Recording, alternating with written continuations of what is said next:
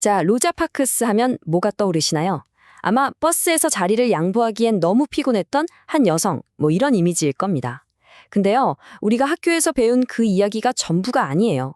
사실은 훨씬 더 복잡하고 또 흥미로운 진실이 숨어 있습니다. 오늘 그 진짜 이야기를 한번 파헤쳐 보죠. 보통 이렇게들 알고 있죠. 한 흑인 여성이 백인한테 자리 양보하라는 걸 거부했다. 이게 우리가 아는 이야기의 거의 전부잖아요. 굉장히 단순하고 강력하고 또 기억하기도 쉽죠. 용기의 상징처럼요. 근데 정말 이게 다일까요? 이 간단한 문장 뒤에 우리가 놓치고 있는 진짜 중요한 뭔가가 있는 건 아닐까요? 자, 지금부터 그 질문의 답을 한번 찾아가 보겠습니다. 아니, 그럼 왜 우리는 이 이야기를 이렇게 단순하게만 배웠을까요? 그건요, 이 이야기가 어떤 교훈을 주기에 아주 딱 좋기 때문입니다. 일종의 시민교육 같은 거죠. 그러니까 학교 같은 데서는 이 이야기를 부당한 법에는 저항해야 한다. 이런 교훈을 가르치는 데 쓰는 거예요. 이러면 어떻게 되겠어요? 로자 파크스라는 한 인간의 실제 삶이나 그 복잡했던 상황은 별로 중요하지 않게 되는 거죠. 그냥 그녀의 행동이 상징하는 그 교훈 자체가 목적이 되어버리는 겁니다. 결국 이 방식으로 이야기를 배우면 남는 건 딱 하나예요. 법이 항상 옳은 건 아니다. 시민은 부당함에 맞설 권리가 있다. 바로 이 메시지죠. 현대 시민교육에 아주 적합한 교훈을 전달하는 도구가 되는 겁니다. 물론 이 교훈 자체는 중요하죠. 근데 교훈에만 너무 집중하다 보면 진짜 재미있는 역사적 사실들은 다 놓치게 되거든요. 자, 이제부터 우리가 알고 있던 그 신화를 하나씩 깨부숴 보겠습니다. 자, 첫 번째 신화입니다. 그날 혹시 무더운 여름날 아니었을까요? 우리가 보통 그렇게 생각하잖아요. 근데 정말 그랬을까요? 땡!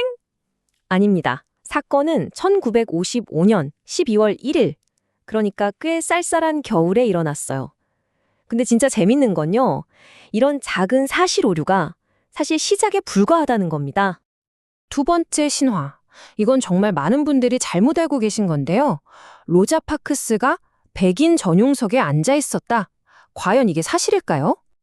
이게 놀랍게도요. 역사 기록을 봐도 명확하지가 않아요. 당시 경찰 보고서마다 그녀가 앉았던 자리 위치를 다 다르게 써놨을 정도라니까요. 아니 근데 그 앉은 자리가 그리 중요하냐고요? 중요합니다. 왜냐하면 어디에 앉았느냐에 따라서 그녀가 어긴 법이 완전히 달라지거든요. 당시 법이 좀 복잡했어요. 몽고메리 시 조례랑 엘라베마 주 법이 서로 달랐거든요. 시 조례로는 버스에 다른 빈자리가 없으면 흑인이 자리를 양보할 필요가 없었어요. 그런데 주법은 버스 기사한테 거의 무제한의 권한을 줬죠. 그러니까 핵심은 이거예요. 그 버스에 다른 빈자리가 있었는지 없었는지가 기록에 없어요. 그래서 그녀의 행동이 정확히 어떤 법을 어긴 건지조차 사실은 애매했다는 거죠. 자, 이제부터는 단순한 팩트 체크를 넘어서 더 깊은 질문으로 들어가 볼게요. 어떻게, 그리고 왜 그 일이 가능했을까? 이게 바로 진짜 역사가가 생각하는 겁니다. 42,000. 이 숫자가 뭘 의미할까요? 이게 바로 몽고메리 버스 보이콧에 참여했던 흑인 주민들의 숫자입니다. 생각해보세요. 로자 파크스가 체포된 게 목요일 저녁이었거든요.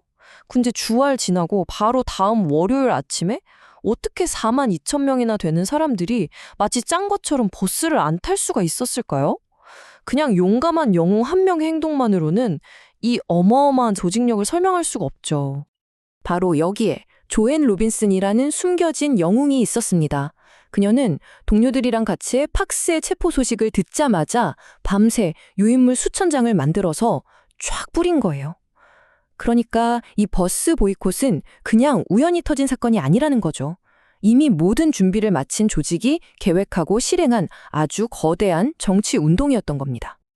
아니, 그럼 이런 복잡한 사실들을 아는 게 그리 중요할까요? 그냥 로자 파크스는 용감했다. 이렇게만 알면 안 되나요? 안 됩니다. 이건 단순히 잘못된 상식을 바로잡는 것 그 이상의 의미가 있거든요. 보시면 역사를 보는 두 가지 방식이 이렇게나 다른 거예요. 한쪽은 교훈을 주려고 이야기를 아주 간단하게 만들고요. 다른 한쪽은 진짜 무슨 일이 있었는지 알려고 복잡한 증거랑 맥락을 파고드는 거죠. 이게 바로 누군가 해주는 이야기를 그냥 듣는 것과 내가 직접 파헤쳐 보는 것의 엄청난 차이입니다. 오늘 우리가 같이 해본 것, 이게 바로 역사적 사고라는 겁니다. 그냥 몇 년도에 무슨 일이 있었다, 이렇게 외우는 게 아니고요. 증거를 보면서 왜, 어떻게, 이렇게 질문을 던지고 과거의 진짜 의미를 스스로 찾아가는 과정인 거죠. 로자 박스의 이야기처럼 어쩌면 우리가 너무나 당연하게 어떤 교훈으로만 받아들이고 있는 다른 역사 이야기들도 있지 않을까요? 그 단순한 교훈 뒤에 숨어 있는 훨씬 더 복잡하고 사실은 더 흥미로운 진짜 역사를 한번 찾아보는 건 어떨까요? 네, 이런 질문을 던져보면서 오늘 이야기는 여기서 마무리하겠습니다.